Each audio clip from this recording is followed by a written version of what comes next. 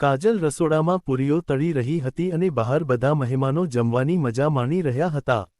એટલામાં તેની નણંદ કોમલ રસોડામાં આવી અને જોરથી બૂમ પાડીને બોલી, ભાભી, પૂરીઓ કાચી તળી રહ્યા છો કે શું? મહેમાનો ફરિયાદ કરી રહ્યા છે. કામમાં તમારું ધ્યાન જ નથી હોતું. જરા જલ્દી હાથ ચલાવો. કાજલ નણંદનો ઠપકો સાંભળીને હેરાન રહી ગઈ. તે ધીમેથી બોલી, દીદી, છેલ્લા 3 કલાકથી હું અટક્યા વગર સતત કામ કરી રહી છું. જો ભૂલથી કોઈ એક પૂરી કાચી રહી પણ ગઈ હોય તો આટલું બધું કેમ સંભળાવો છો? ભૂલ તો હલવાઈથી પણ થઈ જાય છે અને હું તો બહુ ધ્યાનથી પૂરીઓ તળી રહી છું. મને નથી લાગતું કે એક પણ પૂરી કાચી હોય.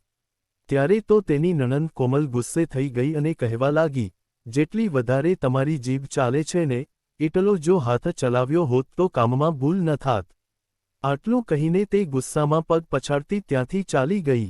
કાજલને તો મન થયું કે તે જ ક્ષણે કામ છોડી દે, પણ તેની સાસુ પણ બહાર જ હતા અને મહેમાનો સામે તે કોઈ તમાશો કરવા નહોતી માંગતી, એટલે પોતાનું કામ કરતી રહી.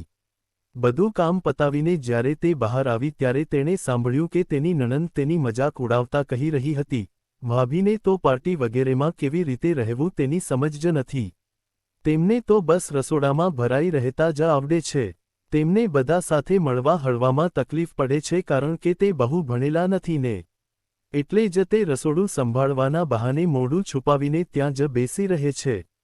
આવું કહીને તે હસવા લાગી. આ સાંભળી કાજલનો ગુસ્સો ફાટી નીકળ્યો. જ્યારે પણ નણંદના ઘરે કોઈ મોટો પ્રસંગ હોય ત્યારે તે સવારથી જ ત્યાં પહોંચી જતી હતી. તેની સાસુ જ તેને લઈને આવ્યા હતા. ત્યારે તેની નજર શારદાજી સાસુ પર પડી. તે પણ બધું સાંભળી રહ્યા હતા પણ તેમણે પોતાની દીકરીને કંઈ જ ન કહ્યું. કાજલનું મોઢું ઉતરી ગયું. તે દિવસે તેણે સરખું જમ્યું પણ નહીં. શારદાજી કંઈ બોલતા નહોતા એટલે તેને બહુ રડવું આવી રહ્યું હતું કે નણંદે મારું આટલું અપમાન કર્યું પણ મમ્મીજી કંઈ જ ન બોલ્યા. તે દુઃખી મને ઘરે પાછી આવી અને મનમાં નક્કી કરી લીધું કે હવે પછી નણંદના ઘરે કોઈ પણ પ્રસંગ હશે તો તે કામ કરવા નહીં જાય. થોડા દિવસો સુધી તે ઉદાસ હતી એટલે તેની 16 વર્ષની દીકરી વર્ષા પૂછવા લાગી, શું થયું મમ્મી? તમારી તબિયત તો ઠીક છે ને? હવે તે વર્ષાને શું કહે? તેણે કહ્યું, કંઈ નથી બેટા. બીજી બાજુ શારદાજી પણ થોડા ખેંચાયેલા રહેતા હતા. ઘરનું વાતાવરણ એકદમ શાંત થઈ ગયું હતું. કાજલને લાગતું હતું કે આવતી વખતે પણ નણંદના ઘરે જરૂર પડશે તો સાસુ તેને ખેંચીને લઈ જશે, પણ આ વખતે તે સામનો કરવા તૈયાર હતી. તે પોતાનું અપમાન સહન કરવા તૈયાર નહોતી. તેને નણંદના ઘરે એવું લાગ્યું હતું જાણે તે કોઈ મફતની નોકરાણી હોય. 2 મહિના વીતી ગયા. એક દિવસ નણંદનો ફોન આવ્યો. કોમલ ખૂબ જ મીઠા અવાજે બોલી, ભાભી, તમને તો ખબર જ છે કે થોડા દિવસથી મારી કમરમાં દુખાવો હતો. ડોક્ટરે કહ્યું છે કે કમરનું હાડકું થોડું ખસી ગયું છે, એટલે ફિઝિયોથેરાપી અને બેડ રેસ્ટની સલાહ આપી છે. તો હું વિચારું છું કે ઘરનું કામ સંભાળવા થોડા દિવસ માટે તમે અહીં આવી જાઓ. કાજલે સ્પષ્ટ શબ્દોમાં કહી દીધું, દીદી, જો હું તમારા સાસરે આવીને કામ કરીશ તો અહીં મારું ઘર કોણ સંભાળશે? મમ્મીજી પણ એકલા પડી જશે. હું આ વખતે નહીં આવી શકું. ત્યારે નણંદે કહ્યું, તો તમારી દીકરી વર્ષાને મોકલી દો ને. આપણે એક જ શહેરમાં તો રહીએ છીએ, તે અહીંથી જ કોલેજ જતી રહેશે. આ સાંભળી કાજલ સ્તબ્ધ થઈ ગઈ. તેને થયું કે અત્યાર સુધી નણંદ મને નોકરાણી સમજતી હતી અને હવે મારી દીકરી સાથે પણ એ જ કરવા માંગે છે. તેને ફાળ પડી કે જો સાસુ સામે તે ના પાડશે તો સાસુ ચોક્કસ વર્ષાને મોકલવા તૈયાર થઈ જશે. તેણે ના પાડતા કહ્યું, ના, વર્ષા ત્યાં એકલી કેવી રીતે રહેશે? મને તેના વગર રહેવાની આદત નથી. તમે પ્લીઝ બીજા કોઈની મદદ લઈ લો.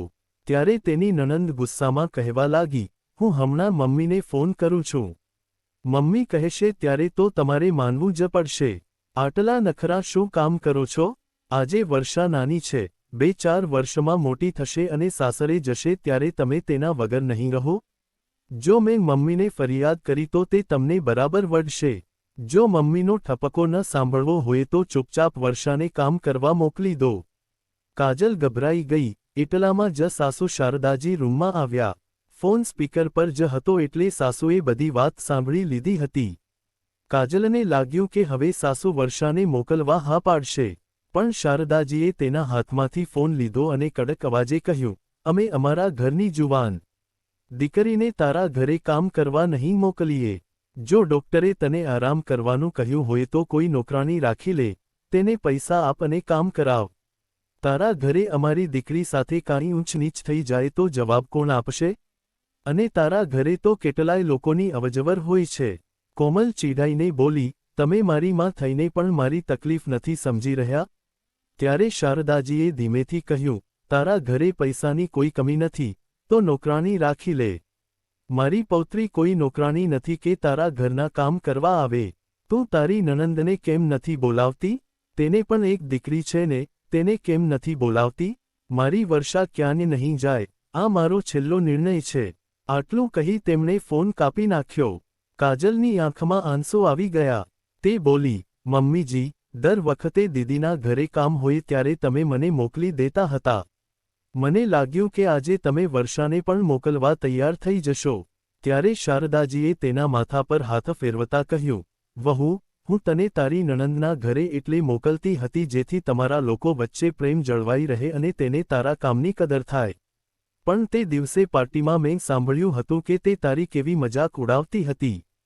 ત્યારે જ મેં નક્કી કરી લીધું હતું કે હવે આપણા ઘરેથી કોઈ તેના ઘરે કામ કરવા નહીં જાય.